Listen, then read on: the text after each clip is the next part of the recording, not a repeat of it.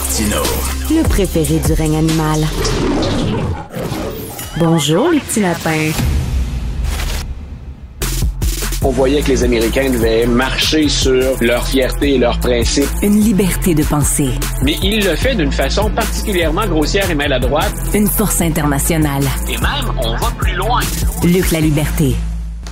Luc, Trump, des fois, il a des bonnes idées, mais c'est la façon dont il les applique qui cause problème. Par exemple, lutter contre, je sais pas, combattre la violence sur les campus ou l'antisémitisme sur les campus, le wokisme et tout ça.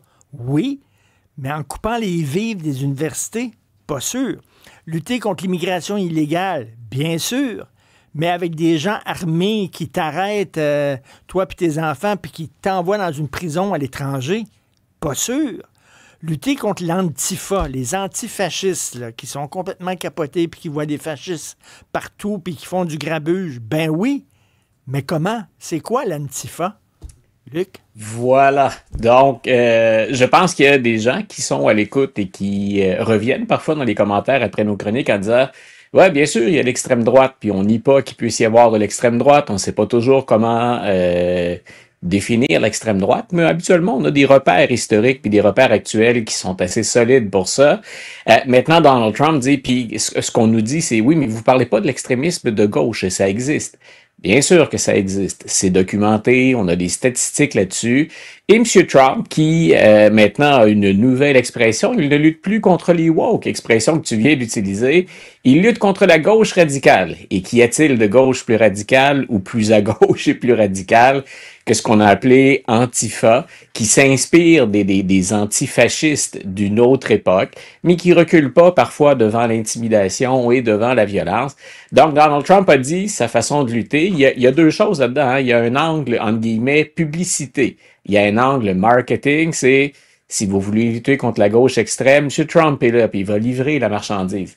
Mais quand il dit « je vais signer un décret pour faire d'Antifa une organisation terroriste, hein, du terrorisme intérieur », devant les tribunaux, ça ne tiendra pas la route. Donc, je serais le premier étonné si on disait que Donald Trump a les pouvoirs comme président de désigner une organisation, lui tout seul, le pouvoir exécutif, puis le président tout seul. S'il dit « j'ai le pouvoir, moi, de décréter que c'est une organisation terroriste, du terrorisme intérieur », donc comme je le mentionnais, déjà devant les tribunaux, ça ne tiendra pas. L'autre chose, la réalité... C'est ça, c'est comme le wokisme. Le wokisme, c'est pas une organisation structurée avec un quartier général, puis un chef, puis etc. Là, veut dire, c'est toutes sortes de groupuscules qui se disent « woke, l'antifa, c'est quoi Antifa? » Et c'est même parfois, quand on parle de woke, on est dans le terre-à-terre. Là. Vous pouvez être pour, vous pouvez être contre, vous adhérer, vous rejeter. On est dans le terre-à-terre, dans le pratico-pratique. Donc, il y a des gens qu'on va qualifier de woke. Est-ce qu'ils se reconnaissent là-dedans? Est-ce que c'est vrai? Puis là, tu le dis. Est-ce qu'il y a une organisation woke qui existe? Comment on définit ça, le wokisme? Parce que selon la personne avec qui on discute, puis on le fait souvent sur les réseaux sociaux, ça varie beaucoup, la définition des woke. Dites-vous que c'est à peu près le même problème pour Antifa. Donc, il n'y a pas de leadership fort assumé pour ce qu'on appelle l'Antifa ou les Antifas. Puis, à peu près n'importe qui peut se revendiquer dans une action d'Antifa. Donc, c'est très, très, très éparpillé. C'est parfois des individus, ce sont de petits groupes. Mais est-ce qu'il y a vraiment une structure? Est-ce qu'il y a une hiérarchie? Est-ce qu'il y a même une idéologie bien délimitée? Là, une plateforme avec des principes?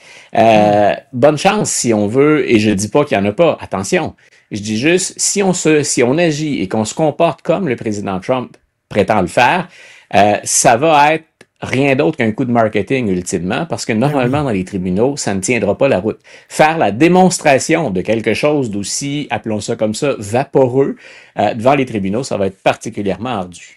Ça me fait penser à la fameuse phrase de Pasolini, qui était un grand intellectuel italien, un poète, un cinéaste que j'aimais beaucoup. Dans les années 60, il avait dit « Le fascisme va revenir, mais il va se déguiser en antifascisme. » Il disait ça dans les années 60, Pasolini. Il avait raison, parce que les antifas, des fois, ils adoptent des moyens, là, des stratégies assez corsées, assez musclées. Et il faut être honnête. Est-ce qu'ils sont intervenu pour parfois carrément ruiner ou détourner des manifestations qui, elles, étaient légitimes, ou en tout cas qui se déroulaient tout à fait légalement dans le cadre de la liberté d'expression. C'est très clair que c'est arrivé. C'est très clair que d'ailleurs, ça a retiré de la légitimité à des gens qui revendiquaient des choses sérieuses, des choses argumentées. J'ai hâte de voir aussi combien de gens ça représente. On est capable, parce qu'on documente mieux ça depuis des années, de cibler l'extrême droite ou de cibler carrément des individus d'extrême droite. Il y a des suprémacistes blancs, hélas, encore. Je serais curieux, écoute, je les ai pas, je serais curieux de voir les statistiques. Ça représente combien de personnes? On dirait que quand il y a des extrémistes, c'est déjà trop. Allons-y avec ça. Mais combien sont-ils? C'est très, très difficile. C'est plus difficile, en tout cas, il me semble. Puis de ce que j'ai vu des statistiques du FBI, c'est plus difficile de documenter leur présence et leur nombre qu'on ne le fait avec l'extrême droite. Écoute, l'ancien directeur du FBI, James Comey, bientôt accusé par le département de la justice. C'est quelque chose, ça? Ça aussi, encore là, deux choses. Quand tu dis parfois le président a de bonnes idées, mais les moyens, ça laisse désirer ou carrément, ça ne tient pas la route. Ce qu'on s'apprêterait à faire, c'est le département de la justice qui s'adresserait à ce qu'on appelle un grand jury pour lui fournir la preuve ou les preuves disant on veut accuser donc James Comey, l'ancien directeur du FBI.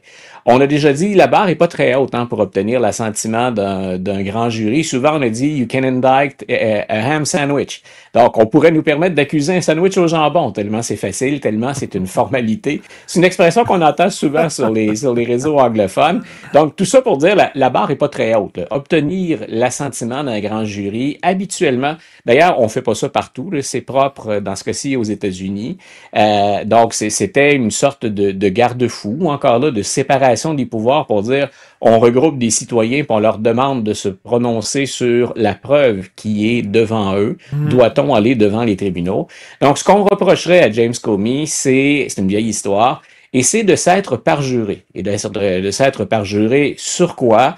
Entre autres dans le fameux dossier de l'ingérence russe. Donc, ça nous remonte des années en arrière. James Comey, là, les gens entendent son nom plus ou moins fréquemment depuis la campagne 2016. C'est lui qui est intervenu 2 fois pour se prononcer sur la question des fameux courriels d'Hillary Clinton et du serveur qui était chez elle, en fait chez Bill Clinton, qui avait été organisé par Bill Clinton, mais qu'elle utilisait pour des courriels personnels. Donc, ça pour dire que M. Comey, il prend beaucoup de place sur la scène publique et ça fait partie du Revenge Tour, donc de la présidence Trump 2.0, où je veux prendre ma revanche sur mes ennemis. Donc, il décide de demander à ce que Mme Bundy dépose des poursuites. Et pour être certain, il a même fait engager une autre de ses anciennes avocates. Ça en fait au moins 4 anciens avocats ou avocates personnels de Donald Trump qui sont maintenant au département de la justice. Et on s'est assuré de mettre de la pression. Donc, ça devrait se faire dans les prochains jours. Et l'idée, c'est de montrer qu'il aurait menti. C'est pas évident parce que quand on attaque quelqu'un pour parjure, donc d'avoir menti, dans ce cas-ci, par exemple, au Congrès, faut prouver qu'on a, 1, bel et bien menti, et 2, qu'on a fait avec l'intention de nuire. Là, la barre est très, très, très haute. Contrairement à ce qu'on appelle le grand jury, où c'est assez facile habituellement. Si jamais ça bloquait là, dites-vous à quel point la preuve est faible pour qu'un grand jury refuse. Mais si jamais le grand jury dit oui, et qu'on se rend jusqu'à un procès, je serais très, très étonné. On ouvrira les paris avec les auditeurs quand ce sera le temps, si jamais on en arrive là. Mais je serais très étonné que James Comey soit battu ou soit reconnu coupable par l'administration pour d'anciennes déclarations qui constitueraient un parjure. Mais en même temps, ça permet à Trump de dire quoi? C'est ce à quoi on assiste depuis janvier 2025. C'est une autre démonstration de force. J'ai le pouvoir de le faire. Vous ne m'aimez pas, vous êtes sur mon chemin, vous allez en découdre avec moi. Donc, il le fait, on en a parlé beaucoup avec les médias récemment, il le fait avec du personnel administratif, il le fait avec d'anciens adversaires, et là, il semble être sur le point de le faire directement devant les tribunaux avec l'ancien directeur du FBI, James Comey. C'est plus facile peut-être de faire reconnaître coupable un sandwich au jambon. Merci beaucoup, Luc. Salut, Richard.